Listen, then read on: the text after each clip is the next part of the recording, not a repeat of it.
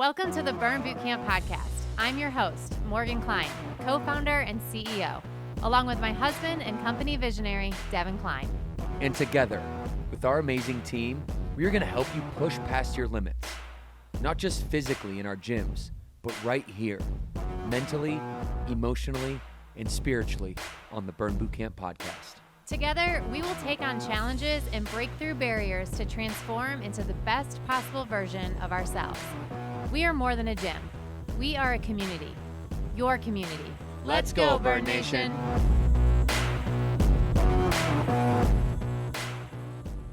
Hey everybody, welcome to the Burn Bootcamp podcast. Today I have a very, very special guest. Her name is Hope Gibson, and Hope is with us today.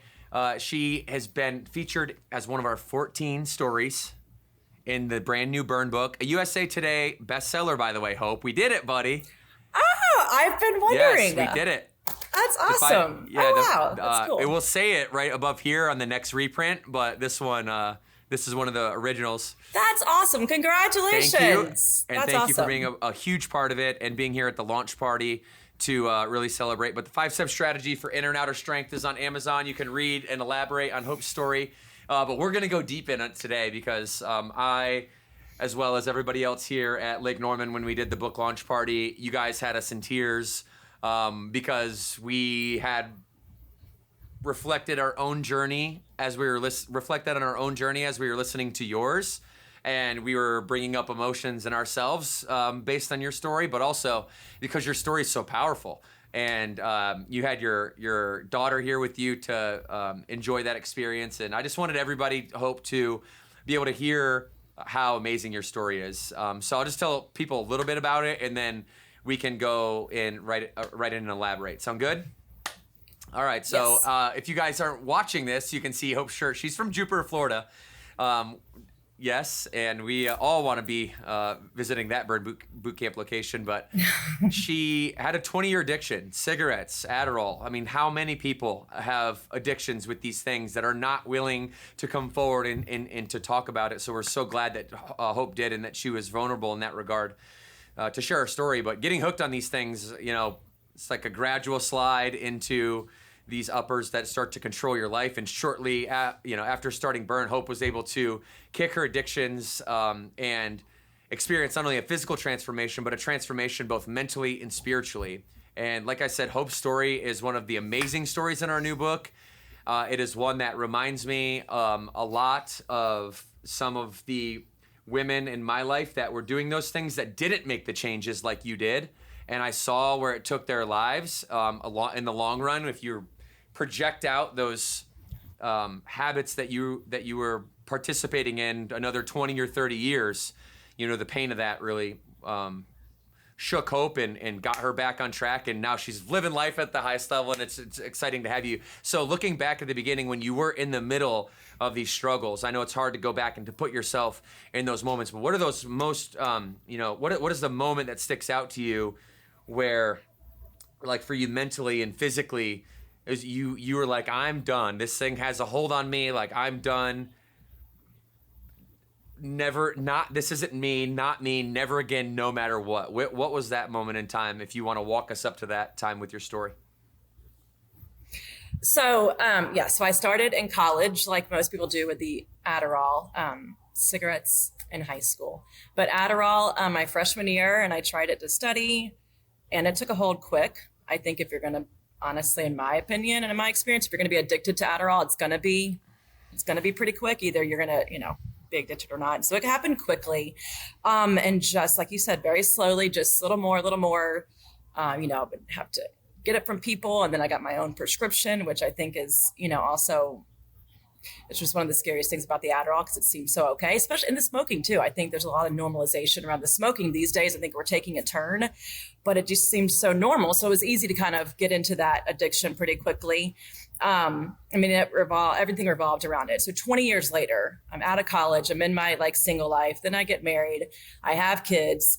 This is a lot of different stages, but 20 years of just this deep addiction that got deeper and deeper. It controlled everything. Do I have Adderall? Do I not? What I'm going to do based on whether I have it or not. I would be up for days and then crash for days. a lot of people knew about it, then I think they probably thought I came out of it with the kids and getting married and stuff. But no, it was pretty hardcore. And it got really expensive too. I don't know where that money came from, but it got really expensive.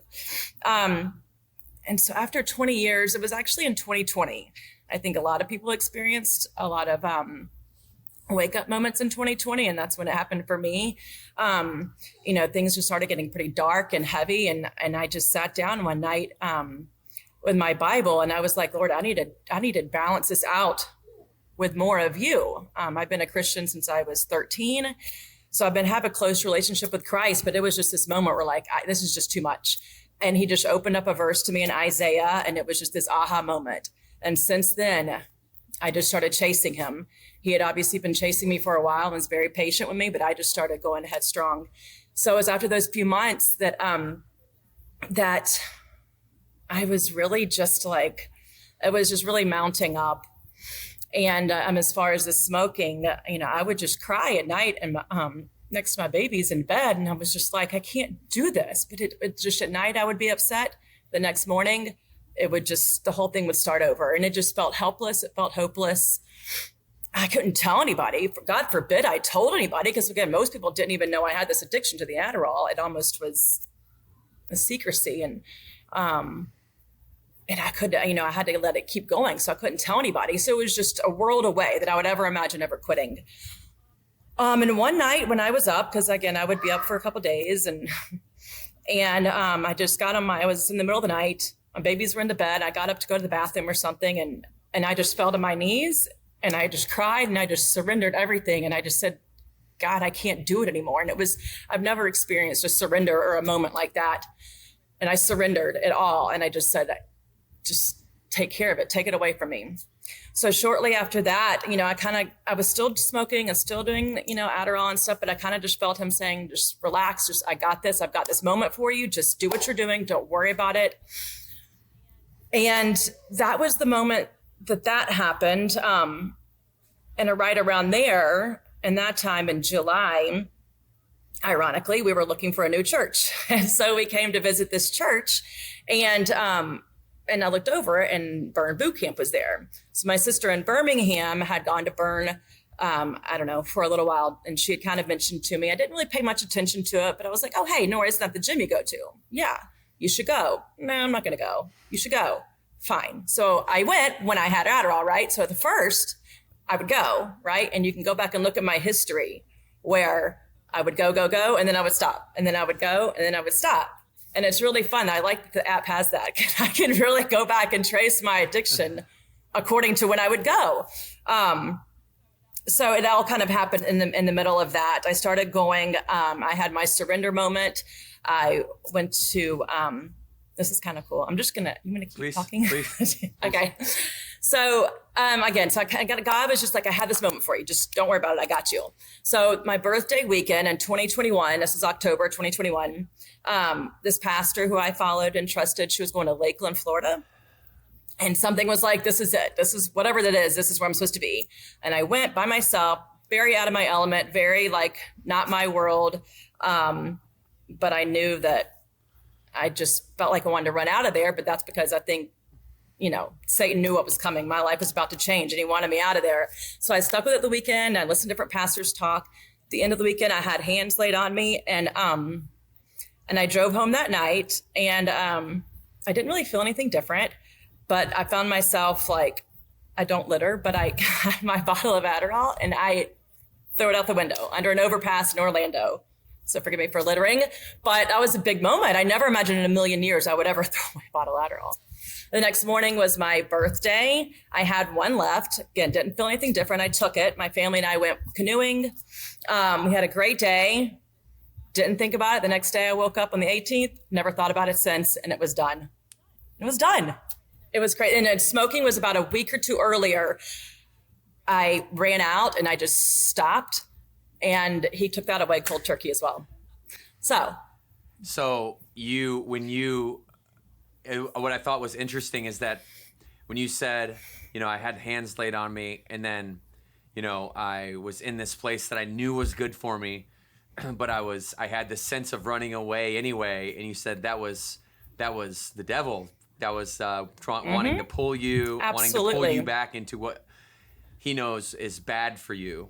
And you've always been rooted in your faith from that perspective. Was that the first time that you'd ever really felt that sense of that contrast between good and evil? And was it part of the self-awareness journey you were on that really helped you identify that because you were fed up? Like what were the personal circumstances that led you to having such a revelation, given the fact that you've been a Christian since you were 13 and also had these addictions for quite a while? Right. Well, yeah, absolutely. So I guess I had kind of had like a pretty easy Christian life, and so I didn't really have to face anything. Again, I was always also always a very personal relationship, but I never really experienced anything big. And then once this addiction took over, which was Satan 100%, he got me really used to living in secrecy and shame because he loves that. He loves not being able to talk about something, and he loves, living in secret and living in darkness. And so as I'm, my relationship with Christ has been growing over, especially that, year or so, and I'm learning more about God's word and I'm learning more about how it all works. It just became more and more evident. And there was nothing but that. I mean, it was just by the end of the weekend, I felt so comfortable. I had made friends. He just knew I was about to do something big and everything was about to change and he didn't want it. And God said, too bad. And so you kept, now burn is a part of your story. And, which is so interesting for me to see burn, something that once was just an idea, be so pivotal in people's journey. And interesting how you and how other people then look at burn and how it entered your life a lot of times in the very moment you needed it to. And you seem to kind of realize that right away, like, no, this is the place I belong. Then you walk into Jupiter for the first time, right? After Lake Mary in Orlando, you're in Jupiter for the first time. What is that like? You'd quit, right? Like or is this all happening at the same time? So that was October. This was October 21st, October 2021. Okay. Where I was done. July 2021, went and visited the church. Oh, that's my sister Jim. She talked me in. Okay, I'll go. And this is another like God moment. So it's just when looking back, it was very prophetic, and the whole thing is just cool. Gilda, our owner Gilda, I don't know if she knows what a big part she played that God used her for, but I walked in and I was just like, I kind of broke down and cried to her. I was just kind of walking in for information. I just cried and said, I think this is where I need to be. And she said, God's moving here. He's in this place. And I cried, and it was true. And he was. I just see him doing big things. And it was funny. It was very much in the middle of this, reckoning. I was getting there, but I wasn't there yet. So I'll tell you, my first camp, I smoked in the parking lot. I did. I was definitely on Adderall, and I came in and I almost passed out. I couldn't breathe. I had to walk out. That happened a couple times. And I did, but for whatever reason, I kept showing up. But Gilda definitely kind of put that out there, and it was very much true. And this is funny too. So I went home. I was like, it's kind of expensive. I don't know. So I started going through my Netflix and this and that. And by the time I had knocked out everything that I could have gotten rid of, it was exactly to the dollar how much the membership would be. So I was like, all right, fine, I'll figure it out. That was cool too. That was cool. That's divine for sure. Yeah, that's so your first camp. You were still. It became a part of your journey, right then and right there when Gilda said, "Hey, you belong here. This is where you belong." That's essentially what you got from your interaction with her. And absolutely. You're going to be watched over here, and that gave you you a lot of comfort, knowing that you could. Was that the last piece? Because it seems like a lot of your journey was you internal, right? Your thoughts, your attitude, your beliefs, the things that you can control. Having a conversation with your higher power, and a lot of it was inside out. When most people start, and maybe you did this for a very long time, trying to stop, where it was outside in, trying to make the world change around you rather than changing internally first. So, it seems to me that you had the majority of the momentum. You had already merged on to the transformation highway, and then burn helped you just kick into that extra gear to where you were just gone and you didn't really look back. So as you got into your burn journey, and you got familiar with the philosophy, and your community started to become your people and your family, away from your family, how did that accelerate your own personal journey, now having people around you that supported you unconditionally, in addition to the people that you lived with? Yeah.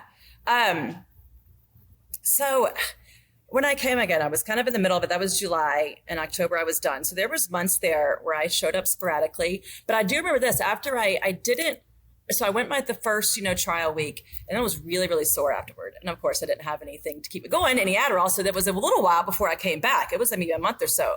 And I remember I walked in, and Kelly, our trainer, knew me by name. She said, "Oh, hey, Hope." Like, she remembered my name, knew who I was, knew how long I had been, and welcomed me back. That was another big, oh, that is really cool, right? So I loved that. And I don't know, something in me there was just told me keep showing up. And that's when I started slowly learning to keep showing up. I had done everything just kind of on a whim before then. I had never done anything really intentionally on purpose. It was just if I felt like it, when I felt like it, if I had something, if I didn't. So I think during that July through October, I kind of I did, it was on the Adderall timeline, but I just kind of kept showing up. And I really honestly don't know why, because not a lot of stuff did I keep showing up for, even sporadically, but that consistently. And I think that started getting embedded right away.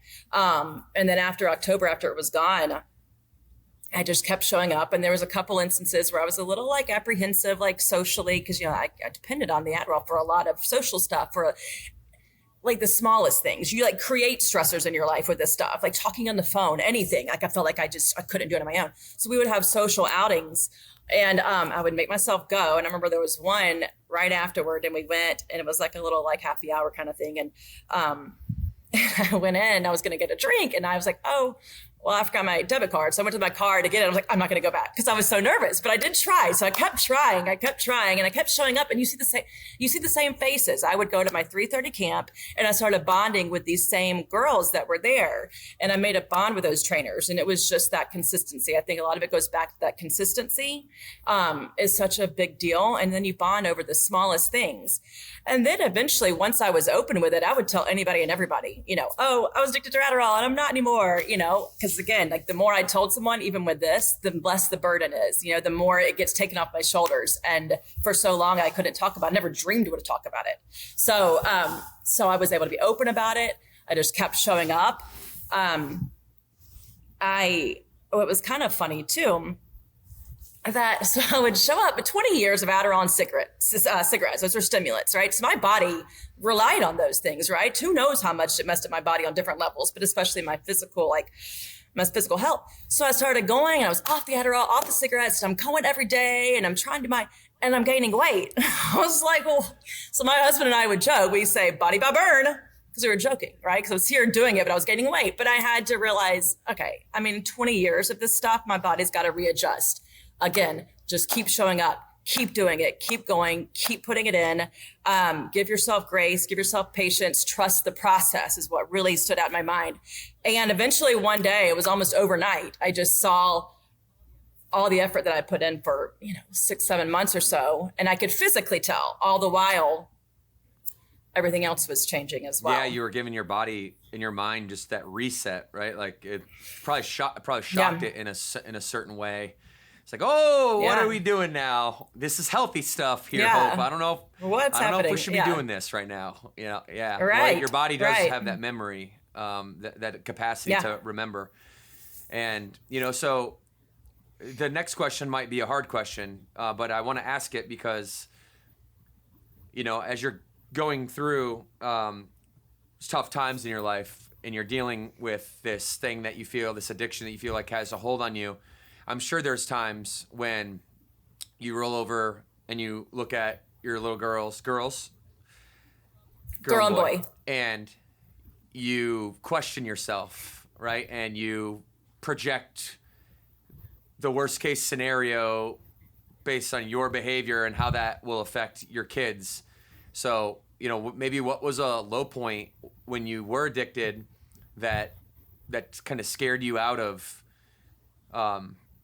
that self-defeating behavior because your children are there and you know that you've really got to be strong for them?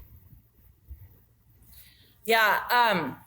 Again, it was just, and during the day, I would just get wrapped up in it, but it was just those moments at night, and I would just be like, just realize how tired I was, and just looking at it, it's not fair to them that I smoked this whole time, their whole life, and then I'm in the hospital with cancer, and they're like being sad for me, and I'm like, that's silly. I could have stopped, and I could have stopped for you guys. So that was a lot of, I wouldn't call it guilt, I'd call it conviction, which was pretty strong. And again, and that took a while. During the day that would go away and I would get back into my routine. And at night I would just feel like, and it's so funny now. I think that I'm glad that they were so young. They're 8 and 6 now. I mean, like I said, that's been since 2021. So they were around me. They were around me, the smoking and stuff. I don't know how much they remember, but I'm glad I had them to push me and give me that conviction. And thank God that nothing happened to them, around me or while I was pregnant or anything. Yeah. So you really, and that's a lot of shame too, and guilt. Not shame because I don't feel shameful, but knowing that I was doing all this while I was pregnant was like, knew it was happening. That was bigger than me. It was bigger than I was. I couldn't. Yeah. Well, I think it's an interesting phenomenon. The whole fact that projecting pain into the future is one of the best motivators. It's one of the best ways to say, hey, I don't want that. Like, that is not who I am. So right here, right now, no matter what, I'm stopping, because if I don't, that's the inevitable future, and I don't, and I refuse to negotiate with that. And it seems like that's what you mean by conviction. Like you didn't let it. You didn't say, "Oh, Hope, what an idiot! Why are you doing this? You're a loser. You suck. You're a bad mom because you do Adderall or you smoke too much or whatever."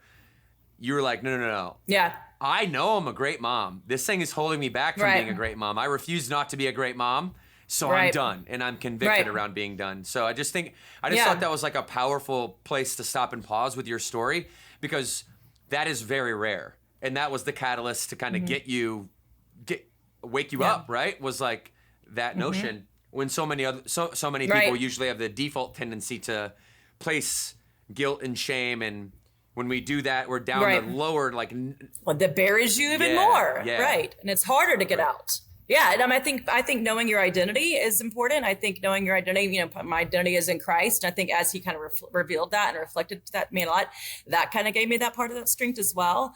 If your identity is in your body and in anything outside of this world, it's gonna be harder for you to come out of that. But if your identity is separate than that, and you know that that's not who you are.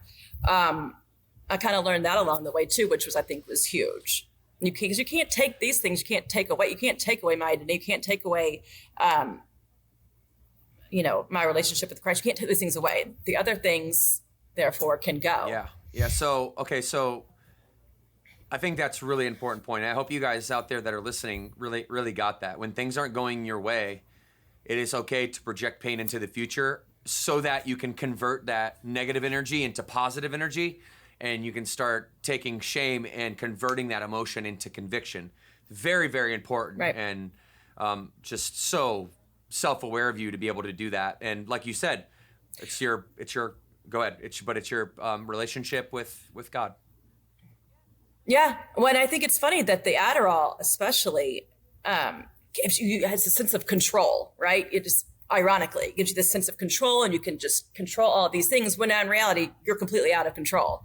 And it wasn't until you release that control that you get control back over your life. Isn't that an interesting concept? But that's something else that kind of became very, very evident. Once you break free of that, you don't have to live like that. Yeah, detaching from the need for it, for sure. So shortly after you give up your addictions, you're going to burn, I'm getting into this mental place that is solid, this physical place, your body starts changing, the people in your life, that are surrounding you are changing. You have more positive, not that you ever had negative in your story, but you have more positivity at burn, mentally, spiritually, physically. You have this new connection with Gilda at the gym.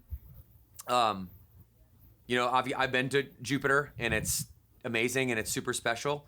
Where are you at today with your journey, and just talk us through, where you were at from the first time you're meeting Kelly, meeting Jilda, meeting some new burn sisters on the floor, to kind of where you're at today, and how distant are you from the identity of being addicted to Adderall and to smoking cigarettes, and how has that had a positive impact on your life today? And maybe you can keep going in the future. I'll give you enough ammo here, and then you can go into the future on what are your aspirations, and how has this been an ultimate gift for you?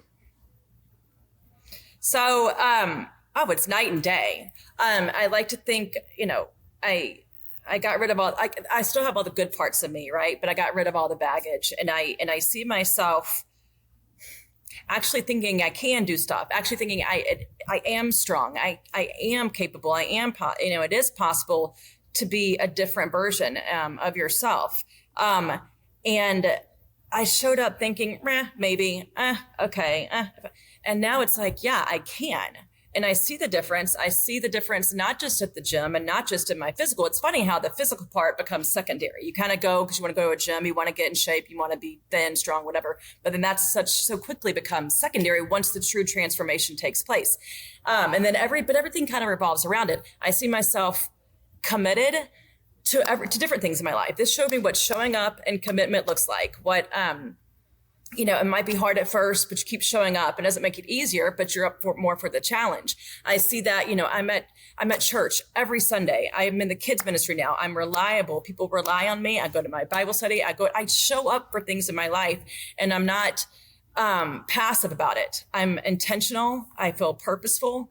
And I think burn, again, just showing me that, just keep coming up, just keep showing up, just keep committing, just prove to yourself that, and it's nothing like major, but just you could do this. And if you could do this, there's these other things. And I think my physical life has just reflected my spiritual and mental health, where, yeah, okay, I'm stronger, I've lost weight, whatever, but it's such a more intentional. My body, it looks intentional. It is intentional. And I have more room for growth as well, which I think is awesome. And I do know that whenever I walked into this place, and I've made a note of this, I never once looked around and felt jealous of anybody around me. There were people who were beasts. There were people who looked great. There's people of all different levels, but I never looked around and looked jealous. I only have always looked around and been inspired. And I also remember coming in here and looking at someone next to me and being like, dang, but I don't want to start from there, because then where do I have to go, right? But I thought that was really special about this place. Whatever it is that it creates is that I was never jealous. I was always inspired. And I remember when you guys came here, so that was probably 2022 or so. And I hadn't really totally grasped the burn concept, but I remember you guys came here, and I was talking to you guys, and I was talking to Morgan, and I said, Morgan, I was like, I just want to let you know, what this has done for me. And it was exactly after now I read the book, and after I've gained it was exactly what you guys intended to do. And I didn't know that, but that was what had happened in my life. And I told her that, and I just told her how much I appreciate it. But that was before I even really got it, but I got it. Isn't that cool? Yeah. And it's so cool that your story just lives evergreen in the book now. And how has that impacted you and gave you a little, I'm sure, I know, at least for me, whenever something comes out that's like, oh, Devin and Morgan are doing this really cool thing with Burn Boot Camp, I'm always like, oh, I don't need that, but kind of nice. Kind of nice. Yeah. So I'm sure you get that from being featured in the book a little bit. What's been the response so far? Yeah, people are very happy, very proud of me. They've seen my journey, and they think it's, I guess, well-deserved or a nice reward, but they know what it represents, and it represents more than me. And I have told, I told God before I had this, during my revelation moment, I was like, just do this for me, and I will tell everybody. So, a year after it, on almost the year, coming up on a year, I shared a big testimony on Facebook, and I tell everyone. This was just another example of how I can tell more people and just break that sense of slavery to sin and shame and secrecy. So that's I think that's a really cool moment. And that's why I think that he put me in the book, is so I could tell my story more and do this. So whoever can listen, whoever, even if it's one person, it's somebody, which I have had actually people reach out to me since, my story in general, they've reached out to me. So it's kind of been cool to relate to people on that level as well. I mean, an inspiration for people just outside of your family now, which is a great responsibility, right? We get an opportunity to pay that forward now, and you can see, you probably already see this in your everyday life, because you were once the person that was in negative emotion. And so now it's so easy to detect other people that are in negative emotion, because you can see yourself inside of them, your old version of yourself inside of them. And I'm sure you've been called to at some degree, and if not now, you definitely will be in the future to like, if you see an opportunity to mentor, do it, because that person needs it. Like the slavery to secrecy that you mentioned around, especially like taboo drugs, right? Especially because nobody wants to be the person that's addicted to the taboo drugs and have that label, and now it's my name and my respectability and all the things. Like, that's why people don't get help. And I watched my parents their whole life go through, I think, significant multi-channeled addictions that they never, since the time they were 20 years old, it just kept getting worse and worse and worse and worse and worse and worse. And they didn't have that gift of self-awareness or that connection with God to be able to intervene and to help them. And, so there's some world where burn existed when my parents were here, and somebody had told my mom, hey, listen, this is where it's going if you don't stop now. Do you feel that sense of responsibility? Do you feel the sense of mentorship or passing on or transferring what you've felt yourself?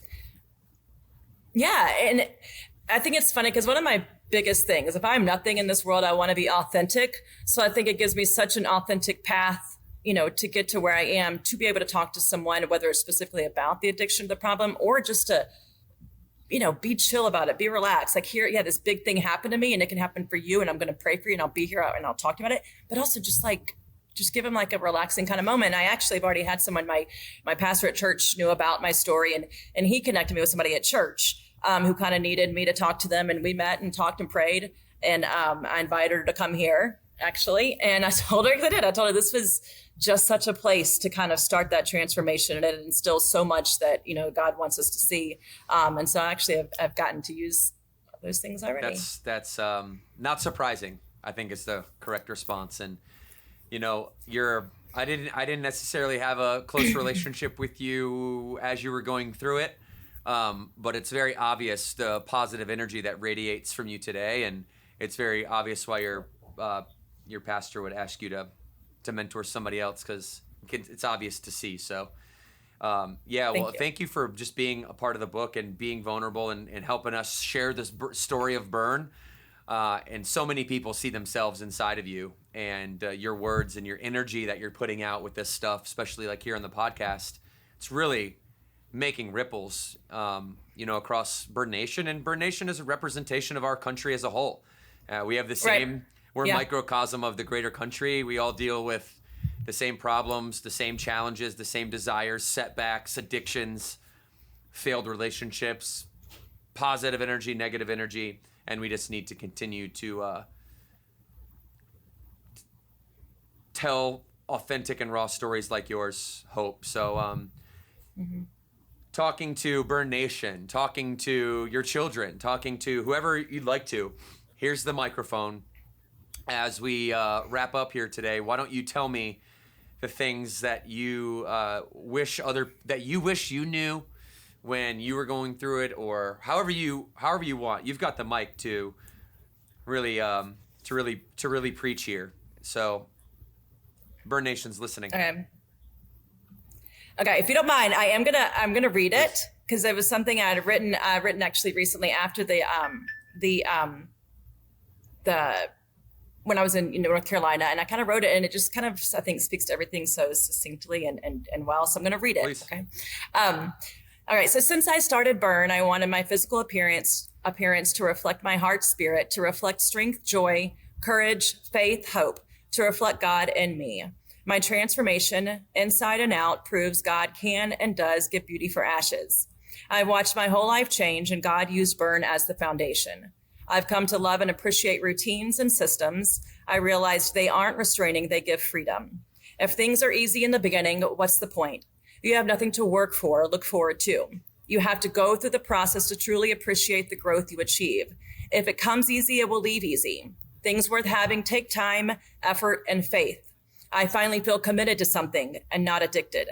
God has used burn to give me a foundation, to learn about commitment, remind myself that I am strong, show me how to be healthy, provide another form of worship, to give me community. I am so happy to have been empowered by Burn Nation and happy to have the chance to hopefully empower others as they read the book. And my advice is just to surrender. Surrender it all to God. Give him your addictions, your fears, your flaws, your excuses, your doubts, your failures. Let him take charge and change you. And once you surrender the things of this world to Christ, you will see and he will begin using things of this world to bless you and change you. And that's my message. That's beautiful, Hope. That's beautiful. Thank you for sharing. And I look forward to continuing our relationship, and maybe we'll have you back for another episode here in the near future to catch up with you and see how it's going. And so go set those PRs, go get after those PRs, and keep showing up to the gym and being a great leader for Burn Nation.